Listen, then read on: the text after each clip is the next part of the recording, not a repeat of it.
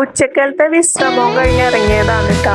രാമേശ്വരം വരെ വന്നിട്ട് പാമ്പമ്പാലം നടന്ന് കാണാണ്ട് എക്സ്പ്ലോർ ചെയ്യാണ്ട് നാട്ടിലേക്ക് പോയ മോശമല്ലേന്ന് കരുതി ഞങ്ങൾ രണ്ടുപേരും ഒറ്റ മൈൻഡിൽ ഇറങ്ങിയതാണ്. ഞങ്ങൾ എവിടെ പോയാലും ഒരു തേരാപ്പാറ യാത്ര അത് നിർബന്ധ.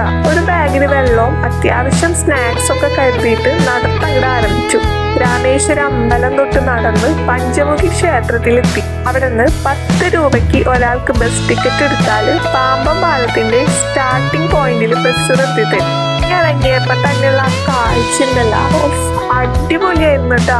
എവിടെ നോക്കിയാലും ലക്ഷ്യസ്ഥാനത്തേക്ക് കുതിക്കുന്ന ഫിഷിംഗ് ബോട്ടുകൾ, കുറെ നേരം ബോട്ടുകളും പുതിയതും പഴയതുമായിട്ടുള്ള പാമ്പൻ റെയിൽ പാലങ്ങളൊക്കെ നോക്കി നിന്നതിന് ശേഷം 2.5 കിലോമീറ്ററിലധികം നീളമുള്ള പാമ്പൻ റോഡ് പാലം ഫുള്ള് നടക്കാൻ അങ്ങോട്ട് പ്ലാൻ.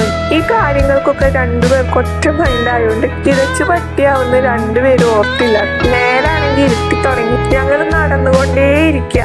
അതിനിടയിൽ നടത്തത്തിന്റെ കൂടെ 2 ട്രെയിനുകൾ കടന്നുപോയി. സൂര്യനാണെങ്കിൽ അസ്തമിക്കുകയും ചെയ്തു. ഞങ്ങൾ നടന്നുകൊണ്ടേയിരിക്കുകയാണ്. ഏകദേശം 2.5 കിലോമീറ്റർ ഉള്ള പാലത്തിന്റെ പകുതി എത്തിയപ്പോ ഇത് ശരിയാവില്ല എന്ന് ഞങ്ങൾക്ക് മനസ്സിലായി. ഞങ്ങൾ ബസ് കാത്ത് 20 മിനിറ്റോളം നിന്നു. ഒന്നില്ലെങ്കിൽ പാലത്തിന്റെ ഫസ്റ്റ് സ്റ്റാർട്ടിംഗ് പോയിന്റ്, അല്ലെങ്കിൽ മറ്റേ അറ്റം.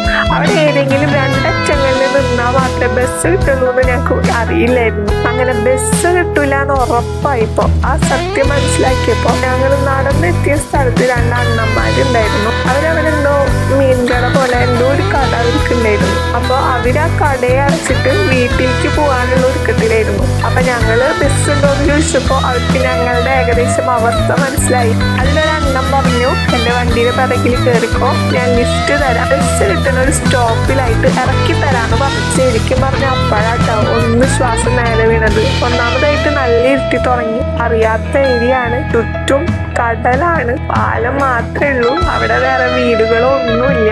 ബസ് കിട്ടുന്ന സ്ഥലത്തെത്തിയാൽ മാത്രമേ ആളുകളെ കാണാൻ പറ്റൂ. അത്രയും ഒരു അറിയപ്പെടാത്തൊരു നാട്ടില് ആ രാത്രി അവിടെ 2 പേരും ഇങ്ങനെ നിൽക്കുമ്പോൾ ശരിക്കും പറഞ്ഞ കിളി പോയിട്ടുള്ള അവസ്ഥയായിരുന്നു. മാത്രല്ല നല്ലപോലെ വിശക്കുന്നുണ്ടായിരുന്നു. കാരണം സമയം 8 മണിയോടായിട്ടുണ്ടായിരുന്നേ. ഉച്ചക്ക് ഇറങ്ങിയതാണ് തേരാപ്പാര പറഞ്ഞിട്ട്. ലാസ്റ്റ് രാത്രിയായി, ഫുഡും കിട്ടണില്ല, ആൾക്കാരെയും കാണില്ല, വണ്ടി കിട്ടില്ല, ഒരുമാതിരി അവസ്ഥയായിരുന്നു. ആ അണ്ണൻ അങ്ങനെ പറഞ്ഞ വാക്ക് പാലിച്ചിട്ട് ബസ് സ്റ്റോപ്പിലേക്ക് ആക്കി തന്നിരിക്കുകയാണ്.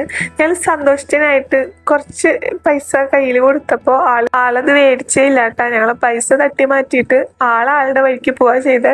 എപ്പോഴാ നമുക്ക് സഹായം ആവാന്ന് പറയാൻ പറ്റില്ല എന്ന് പറയണത് എത്ര ശരിയാണല്ലേ. ബസ് കയറി നേരെ രാമേശ്വരം അമ്പലത്തിന്റെ മുന്നിൽ വന്നിറങ്ങി. ഫുഡൊക്കെ കഴിച്ച് റൂമിലേക്ക് പോവാണ്.